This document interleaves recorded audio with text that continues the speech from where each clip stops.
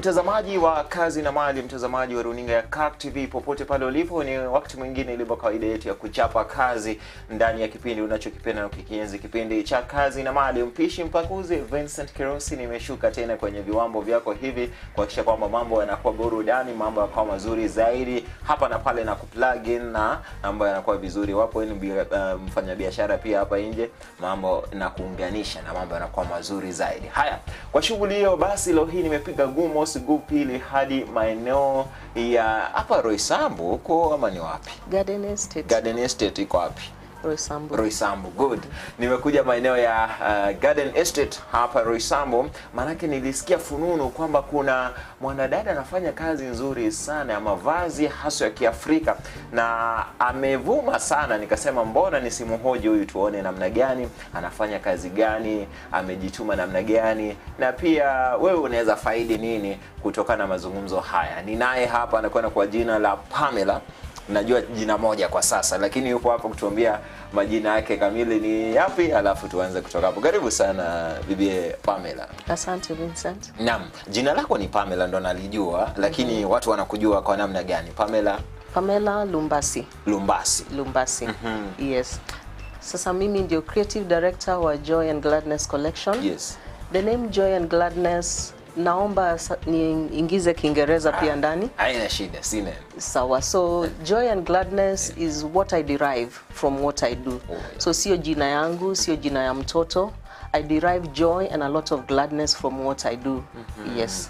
Oh, so this is what gives you joy. This is what gives me joy and gladness. Yes. Anytime you come into the office, in and out of the office. Yes, uko too glad with what you do. Yes. Una feel too joy with flowing what you in do. joy. So this name came before or after you began this? You know, lazima tujue lilikuja namna gani? It came before because I was looking for a name. I prayed for a name. I'm a believer. I'm born again, so I believe in praying for anything and everything. So as I wanted to start the business, I was thinking, so what name do I give my business? And so I prayed about it, and that's the name that I believe God gave me. And so when I thought about it, I realized actually I derive a lot of joy and gladness from doing this. Because for me, I'm not trained as a fashion designer. I have no training in fashion and design. I have a degree in international business administration from USIU, but I do this as a gift. It's a gift that God has put in me. So I derive a lot of joy because it's something that I do without a lot of struggle. Actually, no struggle at all. Okay. Yes. I thank you for, you've mentioned a point that I thought I should ask. Because in contact with you, is this what you went to school for? Of course, umesema si hiyo. No. You went to school for international business? International business administration in USIU, bachelor's degree in USIU. I've also done HR, higher diploma in human resource, which is relevant in what I do actually. International business is equally relevant in what I do because it's a business I run. So both of my qualifications are at play right now in what I'm doing. Have you practiced this? Fashion and design? No. Now, HR, talk about international business administration. Yes, I worked for 10 years before I ventured into business. Yeah, so I was employed in 2 different places. I worked under sports, a federation in sports, and then I worked in a church as an administrator. So I've been able to employ both of those in those different areas. And still, I'm able to do that also with what I'm doing because I have employees that work for me. So I'm able to balance that in what I do right now. Kuna wale watu wanadhani kwamba ukienda shule ukisoma kile kitu umekisomea lazima upractice na hapo labda ndo shughuli yako kamili. Lakini wewe umetumia zile skills ambazo ulisoma kule chuoni kuanzisha biashara yako. Na hizi skills zinakusaidia namna gani kumanage now the business that you run? Sio lazima ufanye kazi kwa ile kitu umesomea. Okay, you can start. It can be a beginning for you because I was employed before I started my business. And so after college, I was employed, so I was able to work as an administrator. You need those skills, human resource, because being an administrator, you're in charge of everybody who works in those 2 organizations where I worked. So that was relevant then. But now when I started my own business, I have people that work for me. So we have to abide by the laws of the nation, by the laws of the country. You have to know what the laws stipulate about people that work for you in terms of remuneration, their welfare, and things like that. So that comes in. In terms of administration, I manage my own work. I do my paperwork. I don't have somebody who does paperwork for me at the moment. The only people that I've employed are the tailors right now. So I'm yet to get to that level where I can have maybe an auditor, an internal auditor, or somebody to handle my papers, but I'm able to do it because of the knowledge and the skills and the qualifications that I have in business. Very important. Yes. Sasa wacha tuzungumzie biashara yako unayoifanya sasa. Nikiangalia hapa ndani mavazi naona tu ni African tu, African wear peke yake. Nikiangalia sioni mavazi ya kutoka nje. Yapo? Sio African. Ni vipi? Tunatumia pia materials zingine tofauti. Kama hizi ziko nyuma yako hizo, the first 6, those are not African. Yeah, so we use both, but mainly African. Yes. Maana unajua mimi pia nimezungumza tu ile layman kwa sababu ya mambo siyajui sana. Naona tu mavazi, lakini uzuri huko hapo tueleze zaidi. Naona hapa kuna kitenge sana unashughulika nayo ama kitenge sana kwa sababu nimependa kitenge kuanzia utotoni. My love for fashion started when I was a small girl, and I want to mention my sister, my big sister. She also loved African wear, and so I got that from her, and my love grew so much for African wear. So when I started my business, actually I started by selling fabrics, African fabrics. So then eventually it evolved, and I believe tutaongea juu ya hiyo vile tunaendelea nisikuruke. Yeah, but I started with the fabrics. So mainly, I can say 80% is African. Yeah, but we use other fabrics, like what's there, and some of these are not African, but we bring them in and accommodate, because not everybody likes African wear. So if you're stitching clothes for women, you have to also bring in, not everything that you like, bring in what other people also like, so that it's not just what you like. Exactly. Yes. Exactly.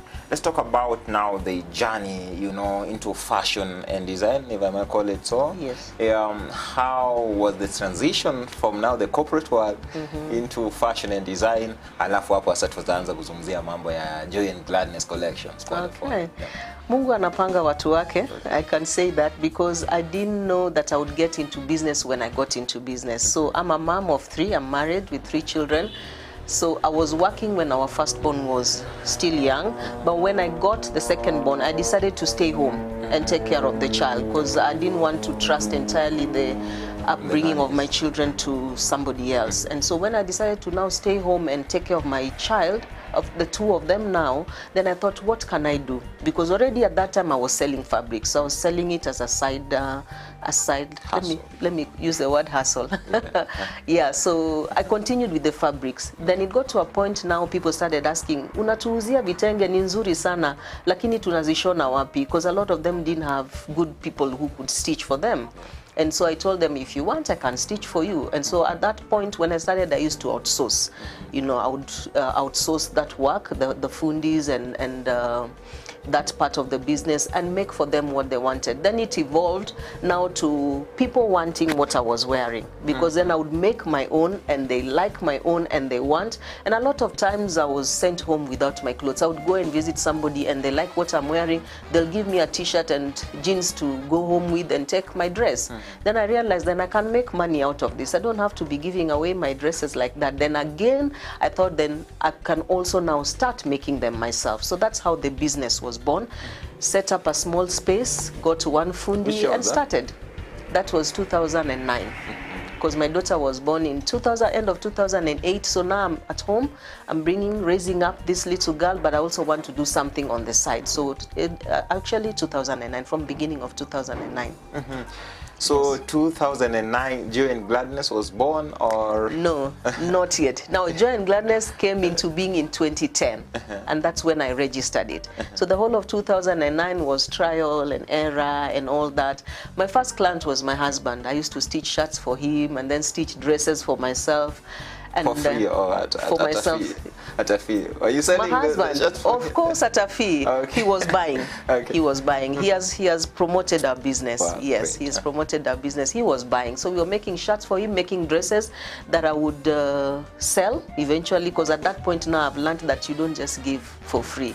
Yeah. So then we would sell. So it's up to 2010 that now I prayed and I got the name Joy and Gladness, and then I registered it. So it's actually a registered business.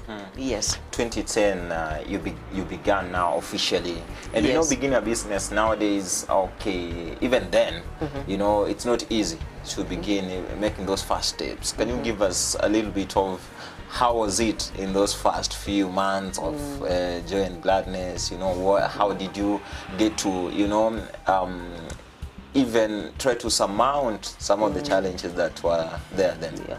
Okay, at first, I started that in my house. So I had one fundi and he would come to the house. I had a very big veranda, so I'd put the machine outside. He would come and stitch and then go. So the challenges that were there is that, of course, that time you still don't have market. You just have this 1, 2, 3, 4 people who like your clothes and you make for them.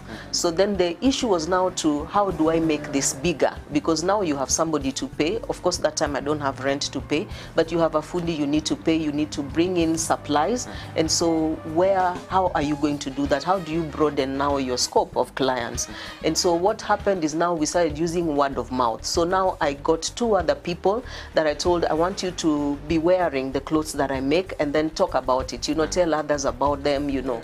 That time, I'm not sure if Facebook was there. I don't remember, because I joined Facebook much later, years after it came in. So I'm not sure if Facebook was there that time. Instagram was not. And so it was a lot of word of mouth. Yeah, it was a lot of word of mouth. WhatsApp was not there. So you couldn't share pictures anywhere. So it was a lot of word of mouth. You go to church, you like what I wear, I sell or I make for you. So of course that time we are making. So it was small time. It was not like in bulk, and so one fundi was enough to just do, because it was a few orders here and there. Yeah. So you began with one fundi. Yes. And then of course they say that a business that surpasses 3 years, then now that is going to that will make it, because there is that a 3-year, you know, rule Trial. in business, I think. 3 years. How were your first 3 years?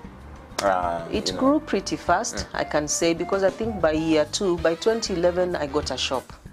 Yes, so I moved the business out of the house because now I needed to do more. And then I started also, I also started getting orders for uniforms. I was not doing school uniforms, but then I said, why not? It's still clothing and textile, you know. So then I moved out of my veranda, got a shop, got 2 other fundis, so there were 3. The reason why I got 2 others, because the uniforms I was doing for 2 schools, so there was a lot of work. Otherwise I would have just probably started with that one and maybe 1 extra fundi, but then I got 2 schools, and so there was a lot of work. So I did that for 3 to 4 years, school uniforms, 3 to 4 years. In fact, for me to move to the next level of my business, the income came from the school uniforms that I did, because I mean it was a good business. If I got it today, I would still do it as a side hustle. Yeah, so I did that for like 3 to 4 years, got money, and then expanded my business now. Then moved again from that place and into another space. Yes. I'm interested to know what was your strategic plan, you know, from the beginning, because you can tell from what you're saying, you had clear objectives on how you wanted your business to grow and what you wanted, but then there came this school uniform thing that now you had to sort of, was it, how do you call it, a variety. You wanted to do something that is not in your line. Were you not, you know, afraid of losing track of? No, it's not out of my line. It is part of what we do, because even right now we do uniforms for corporate. Okay. Yeah, so uniforms can be uniforms for schools, and uniforms can be uniforms for corporates. I still do some work for schools, not for uniforms, but other things they still bring. So long as it's in my line of clothing and textile and apparel, then that it's the same line. Of course, we don't market that on our platforms, the school uniforms and all, because they come in bits once in a while, even the corporates. And of course, you can't also market the uniforms that we do for corporate. We can't put that on our page because those are branded items. It's for them to market, except maybe if they allow us to, which most of the time is not the case. You can only say, oh, I'm doing this work for these people, but you cannot wear their clothes and model them and things like that. So it's still in line with what we do, because we get the supply is in the same place. Yeah, only that the fabrics that we use are different, but the suppliers are the same. So I would be going there to get fabrics for my clothes. Somebody else is coming there to get fabrics for suits and corporate uniform. So it's not, it's along the same line. Yes. So those times you used to use people as brands, you branded people. Two of my friends. Yeah. They become brands, and Yes. you know, you also was a brand of your On my your own thing, yeah. And you were using word of mouth. Yes. That was then. Yes. You know, things have evolved. We are in you know, 2020 is now 2022. How have you evolved with the market? How have you evolved with the market? Because it was 2010 then. Right now things have changed, you know. Trends are coming new and everything. How have you tried to evolve so that you don't remain in those years? We've embraced social media, because somebody said if you don't embrace social media, that will be like a big mistake. You ignore social media at your own peril. And so we embrace social media. I was slow at it, I must say, because like I was telling you earlier, I was not on Facebook for the longest time. I didn't see why until now my business moved to another level. So now I was now doing more of our dresses and then getting ideas for different designs. Now we go to a place now where we have clothes for summer, we have clothes for July. It's not really winter for us, it's just a cold season. We can't call it winter. So we have collections for the cold season, we have clothes for the summer, for the hot season here in Kenya or around. And so we had to move with that. And so ideas coming in, and you're getting more orders, and then looking for more suppliers for the same, because you can't stick with one supplier. The moment we decided that we're not going to use African fabric only, we bring in other fabrics, then you also have to find suppliers for the same. So the fashion industry really evolves a lot and really fast, and you have to be you have to keep that pace, you know, or else you'll find yourself really lagging behind. Of course, then the social media came and we went in, and that's like where everything turned for us, and the business just shot up. And specifically 2020 was the year when COVID. Yeah, when COVID hit. Yeah, because I think it's because now everybody was shopping online. We had an online presence already, but it was very slow and we were struggling. So we were still doing a lot of word of mouth and still modeling our clothes wherever we went and getting clients that way. A lot of word of mouth and a lot of referrals. But then when COVID came, now everybody is in the house, everybody's shopping online, then our business just shot up. So I didn't realize it then, because I attributed it to God. I was like, oh, God saw me. And of course it's God. It's God. Yeah, first and foremost it's God. You know, I mean, for us it's I can't say anything else. And of course now secondly, because everybody's in the house. If you can remember, everybody was told work from home. And so people are on the phones, church on the phone, shopping on the phone, everything, even grocery on the phone. So I think that's how now our business shot up, and I thank God for that. So for you, COVID was a blessing in disguise. COVID was a blessing in disguise. Or was it not even disguise? It was a COVID blessing. COVID was a blessing. Yeah. And I can say that God knows how to reward people. I mean, everybody has their time. There are people actually who COVID messed them up, you know, and there are people who actually just thrived during COVID, and I am one of them. My business just thrived, from COVID. But again, during that COVID time, you know, mipaka ilikuwa imefungwa. Hata wakati mwingine ndege hazikuwa zinasafiri na nini na mambo kama hayo. Your fabric, hizo unazipata locally or you import? And did you have a challenge during that period? Not really, because I get fabrics from Ghana. I go to Ghana myself and bring fabrics. There are two types of fabrics that I use that come from Ghana. And I have clients who know those fabrics, and so when they want, they know they can get those from me. I also use them and make our clothes. But then we have suppliers, and so their suppliers are the ones who bring in the fabric. How they bring them, sisi hiyo hatujui. Sisi nikitaka kwenda soko aniambie, and what they do is they send us the pictures. E-wiki, this is what is available, and so you pick and then you go. They had challenges, of course, bringing in stuff at that time, but then we were still able to get. It was not as frequent as it was before, but we were still able to get. So we were not we didn't have like major challenges in terms of getting fabrics. The fabrics were still coming in. Did you have to review your prices in any way during COVID period? No. Actually, much later. We reviewed our prices last year. Now, when fuel prices started going up, you know, like every 2 months and things like that. But before that, our prices were the same. Yeah, online or otherwise, the prices are the same. So we tell you, like, when you go on our page, the price you see is the same one you will walk in and find. Okay. Yeah, there's no difference. How does fuel prices impact you? Fuel changes everything.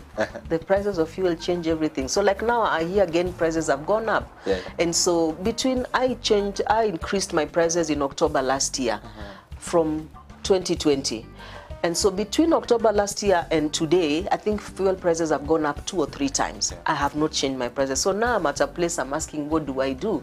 Do I change my prices? But then what I'll do is I want to wait until after elections and see if they will change, if prices will go down. If they will not, then we will have to increase. Okay. Yes. So the reason I'm asking this is, do they affect you directly during production or transport or?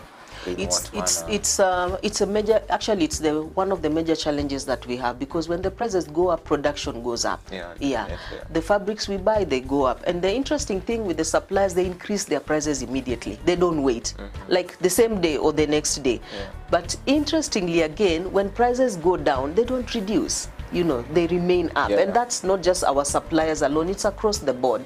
Everywhere, the supermarkets, kila mahali, prices ikipanda, wanasema, oh, fuel imepanda, sasa kila kitu bei imepanda. Lakini zikishuka, hakuna mtu anashukisha. Yeah, so ina to affect in that way, because now production becomes really costly. Because you're talking about the people that stitch the clothes, that's labor, that's included. You're talking about transport to go and get them, because we go sometimes it's sent to us, we use a rider to bring them in. You're talking about the other things that you use besides the fabric, because this is a fabric. These are fabrics. For it to become this, there's a process. You need other things. You need lining, you need thread, you need zips, electricity we are paying, and things like that. So then it makes production very expensive. And that's the biggest challenge we have right now. Yeah. Yeah, it's a big challenge across board right now. Yeah. And we believe that things will change going forward, because fuel prices are going up and up. And electricity goes up. Also goes up. And we believe that the government of the day and the government that could come going forward, wataangalia mambo haya. Tuangalie mambo yanakuwa namna gani. Lakini wacha tuzungumzie basi nini unafanya hapa exactly? What kind of clothing do you make? You know, the trends, the styles, the designs and all that. Okay. Mimi napenda kuna za watoto, kuna za watu wazima. Wacha nianze na watoto. So tumeshona nguo za watoto pia kwa muda. At some point nilikuwa nashona nguo za watoto tunaweka kwa duka, and then Tuskys approached us. They saw us online, they approached us, so we sold in 5 branches of Tusky supermarket. When Tuskys was Tuskys. When there was no other supermarket, when it was Tuskys. 2018 to 2020, 5 branches of Tuskys. We had, and it was the only African clothing line for children in all of those branches. Kisumu, Mombasa, and 3 in Nairobi. Yeah, so we sold clothes, children clothes at Tuskys until now. Unfortunately, Tuskys went down, and so now we brought back our stock in. Thank God now we have space and we can sell them here. And then, so children's clothes, we do both girls and boys, ages 1 up to 8. From 9 years and above, on order. Those we can do on order. If you're interested, you order and we make. But ages 1 up to 9, they're available, both boys and girls. And then I love long dresses. It's my signature look. I'm a maxi person, and I sell maxi, and I call myself the maxi queen. So I started with long dresses. So for me, I've had that love for long dresses. So if you see, almost all of them are long, except for a few over there. So recently is when now we introduced short dresses, because I get a lot of inquiries. People say, I want this dress, but I want it short. And we do that, we make that. We don't insist that you must make it long. But then again now, because like I told you, fashion evolves, and also you have to evolve with it, and then you also have to check the trends in the market. What are people asking for? So now with people asking for short dresses, we decided to launch a midi collection, not mini. Mini is above the knee. At the same time, I'm very decent and modest. I like clothes that cover you up, that are decent, that you can wear anywhere. You will not find me in dresses that show my legs and my bust and things like that. I'm very decent and modest, and that's what I sell. I sell what I like and what I wear. So I'll give you what I will wear comfortably. But then now when people started requesting, we decided to introduce midi. Midi is just below the knee, also very decent. You can wear to the office, you can wear to church, you can wear to any function. So this is like 2 weeks old, just introduced the other day, and the response is really good. And so we are happy, because if you do something or introduce something new and you realize that the response is good, I mean, it's like endelea. Yes. You also do for men? We do shirts for men, we do trousers for men. Actually, we just did a wedding. There's a wedding this weekend in Kitale, so we just did a wedding. The pictures will be on our pages from next week or thereabouts. But so we did for the whole lineup: the men, the groomsmen, the bridesmaids, the groom, and even the bride. Oh. Yeah, African. Okay, that's a fully African wedding. Fully African wedding. Wow, wow. Yes. Now, yes. who are your main clients, if I may ask? So, who is your main client? Is it, men, women, children, and of what level, and social status? Let me say women 60%, children 20, men 20. But then the women who are my clients are between ages 25 to 60. Okay. Yeah, 25, because I don't appeal to the younger girls because of my taste and my style. Yeah, and that's different for different people. So you'll find a 25-year-old who will really be interested in the kind of clothes that I make. So my clients are between ages 25 even to 60, 65. Yes. I think the most important thing that I like about you is choosing a niche and standing by it. Even choosing the kind of age bracket, that you concentrate on, your market. Yes. That is, kuna wale watu ambao wanabambanya. Kiswahili tunasema hivyo, jaribu kuangalia kila mtu kutoka kwa mwaka fulani wa fulani, na you end up losing it along the way. So umesema tu wako ni 25 to 60, wakija hapa watapata. Wakija watapata. But now again, even though we know the age group that we work with, we don't do ready-made dresses. Okay. Yes, we don't do ready-made dresses. So all these dresses that you see here, I have modeled. I am the model. Okay. I model for my business. That's why I was telling you, I sell what I wear. Yes. Yeah, so I can wear this anytime, anywhere. So if somebody comes and they are my size, they'll find something. Yeah, but anybody who is not my size will have to make an order, and we make for them. Yes. Is it called bespoke or what? Bespoke. Bespoke. I try to learn these things. Yes, it's important. Yeah, it's important. Yeah. Oh, that's great. That is great. People might be watching this program now wanajiuliza, ndio nguo naziona nzuri kweli kabisa, lakini bei itawezana? How affordable are you? Very affordable. That's relative also. Yeah, it is.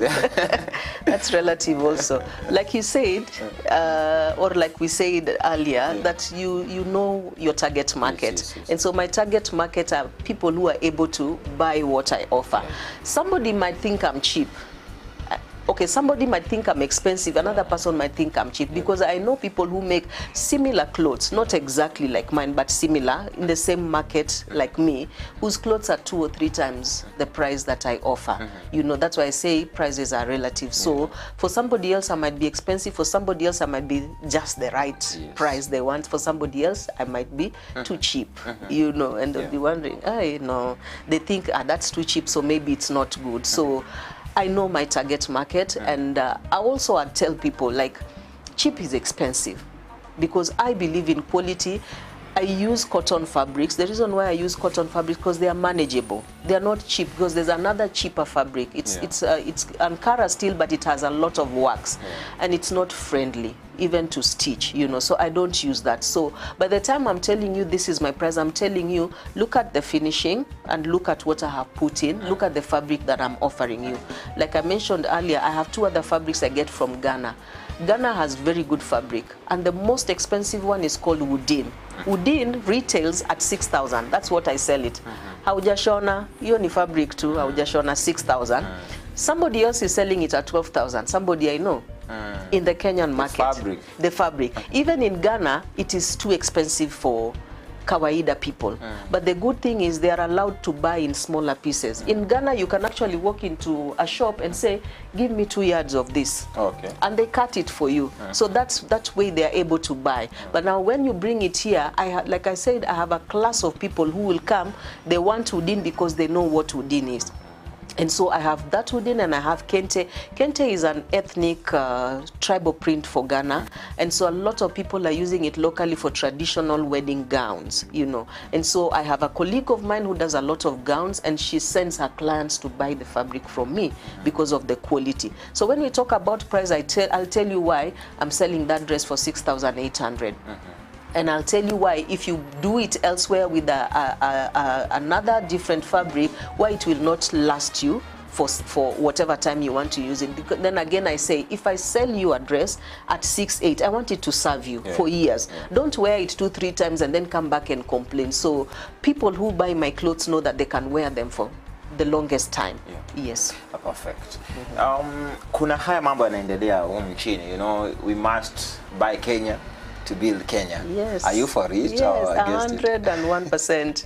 101%. Na tunashukuru rais. Hata ile wakati rais alisema watu wavae kitenge ofisini on Friday.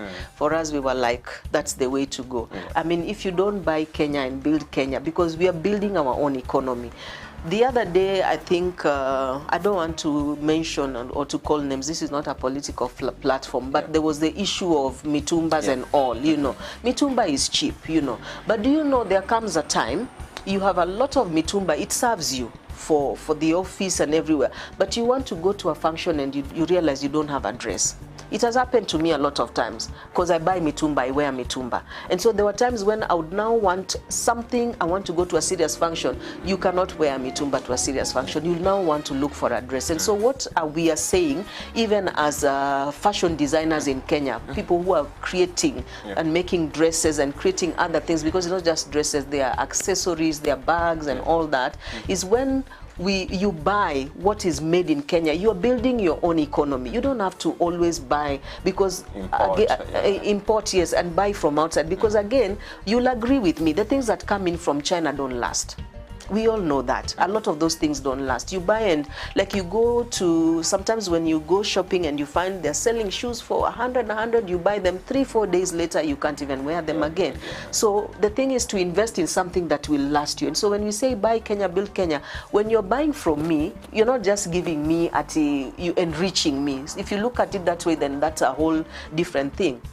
You're looking at, if you build me, you're building the economy, and you will benefit from that economy also. In another way, it may not be direct benefit to you in terms of maybe you'll also get a dress. If you buy from me, you'll also get a shirt. There's a way that you invest in my business, and then there's a ripple effect eventually. Yeah, so I'm for it 101%, and I know other fashion designers are also speaking the same. It's something that is on the platforms right now, and it's something I would advocate for. Right now, it's a hashtag also on my page: Buy Kenya, Build Kenya. Build Kenya. Yes. There are people saying that the Mutumba, you know, sector employs a lot of people, close to 2.4 million have jobs, and people fear that they could lose jobs if that sector went under, if we may call it so. But do you think also making it locally, you know, like you do here, you create more jobs for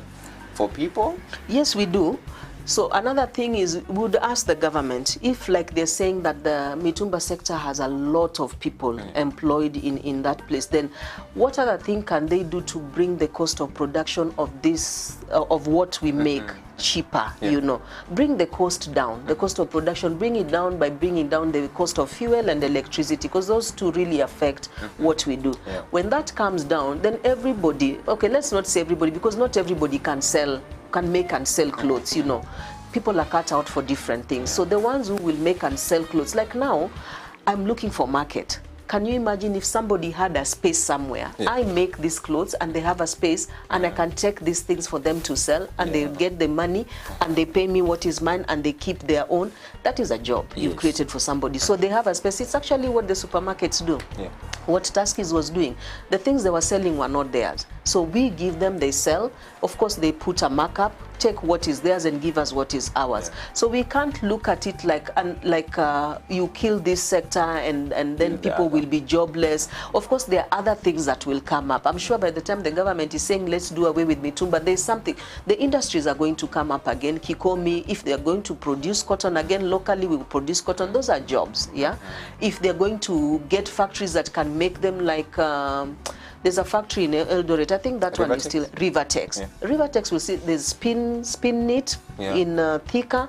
Those are factories and those are jobs, you know. So we'll be able to now make more and then employ. It might not be everybody, because even these people who are selling mitumba might not be interested in designing and making dresses to sell, but there can be avenues that other people can use to sell what has already been made. So what we are saying is, you don't have to sell mitumba, you can sell my dresses. You know, I can look for a way of probably lowering my cost. After the government helps us also to lower the cost of fuel and electricity, then I can produce more, give you something to sell. It doesn't have to be mitumba. Kweli kabisa. Umezungumza vizuri zaidi. Of course, there is a part that the government needs to play so that the local market, local manufacturers, local producers can also feel that they are doing something. What if you were to be asked what the next government should do as priority for MSMEs, what will it be?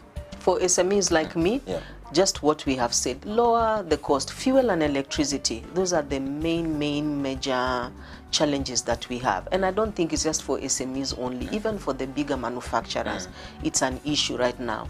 If the cost of production of almost everything can go down, and that are basically affected by the cost of fuel and the cost of electricity. Now Kenya Power is a monopoly. If we can get a competitor, can you imagine what would happen? Yeah, if we get a competitor, maybe one or two other companies that can produce electricity like Kenya Power, the cost will go down. But now it's a monopoly, so things happen the way they want it to happen, you know. So a reduction of that will bring also a reduction in the cost of production of the things that we make, and that way a lot of people can get into this business. And I cannot sell to everybody in Kenya. Like I said, I have my target market. I have clients all over. I cannot reach all Kenyans, and so somebody else can come and start the business and will still get their clientele. I have my clientele. You can get your clientele if you decide. She can get her clientele if she decides this is the business she wants to do. Or we can partner, like I was saying. I make, you have an avenue to sell, then you sell. I make, I sell elsewhere. I give you, you sell elsewhere. Yeah, and we make money at the end of the day. Sure. Yes. Now, what is the future of Joy and Gladness collections, if you are to be asked? Big. By the grace of God.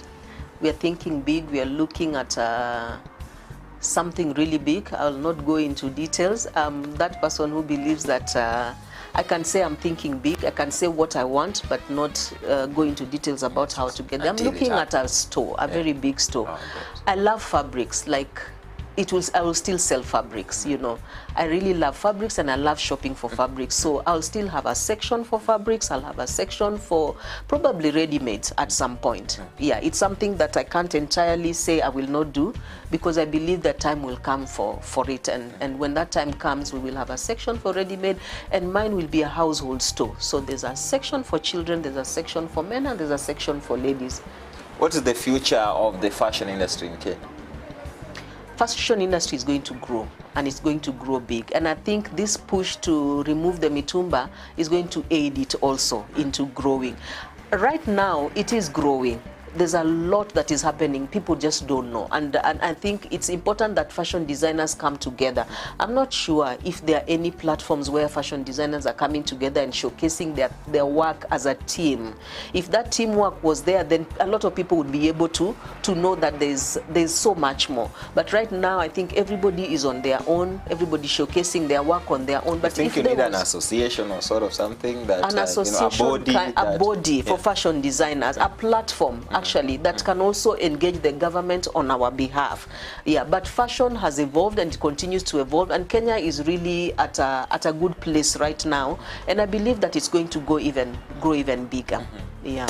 Kuna wale wanafunzi wako shuleni wanafanya mambo ya fashion design, you know, and they're watching this program and thinking, yeah, I'm listening from Pamela and I feel like this is what I want to do.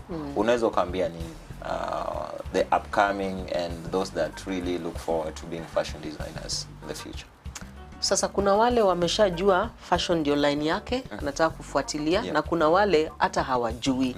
Maybe apite hapa aseme oh fashion sio mbaya, apite huko aseme journalism sio mbaya, but then I would say if that is what you want to do, go for it. I did not know when I finished college that I would end up in this kind of business. But I'm here because I love what I do. I wake up every day looking forward to coming here. I wake up every day looking forward to coming up with new ideas, new dresses, putting them on, taking pictures, showing people. So if you are at that place, you think this is what you want to do, go for it. I'm here, I can mentor. I have mentored some before. I'm open to mentor. Of course, the fashion school is important for those who want to go. I didn't go. I didn't need to go. Mine was a gift. If you're gifted and you also are thinking, should I not? If it's a gift and you feel passionate about it, go for it. At the end of the day, the Bible says that your gift will open doors for you and bring you before kings, you know. So if it's a gift for you and it's a passion you have, go for it. If it's something you're interested in and you know that this is what you want to do, it's not entirely a passion, but it's a line that maybe you trained in or you are continuing. Because in high school now they do fashion and design. It starts in high school. So then you go to, now you want to go into college, or you are in college and you want to continue with that, go straight ahead. Umesema vizuri. Na we have to finish. Tunaweza ongea kweli mambo mengi zaidi, but pia time wakati mwingine inatuvuta mashati. But hatuwezi maliza bila kutuambia your social media, you know, your socials, mnapatikana kama nani na wapi, na shughuli zinafanyika namna gani? So unaweza tuambia mnapatikana wapi? Tuko na duka Garden Estate hapa Thika Road, Garden Road, around Roasters Hotel. Nambari zetu kwa simu utatupata kwa 0737 784195 au 0719407525. Kwa mtandao tuko Instagram. Tunapatikana sana Instagram. Our handle is Joy and Gladness Collection. The and is AND. So Joy and Gladness Collection. Tunapatikana hapo, nguo zetu ziko hapo maridadi kweli. Na itakuwa vizuri zaidi. Basi umesikia, ukitaka kuwapata unawapata wapi? Kwenye mtandao wapo wamejaa, na kama wewe ni mtu wa kupenda kuja kwenye shop na kuangalia, kuna wale watu waamini zile picha, lakini ukija hapa mimi nakwambia mbali na picha zile unazoziona mtandaoni, hapa ni ile tu, yani kazi ni ile, yale mavazi hata mazuri zaidi ukija hapa kwenye duka. Kwa hivyo pia kama uko hapo karibu na unaweza pitia, basi inakuwa vizuri zaidi. Neno la mwisho ambalo ungependa kulisema lipo lolote, matufunge kazi tuondoke?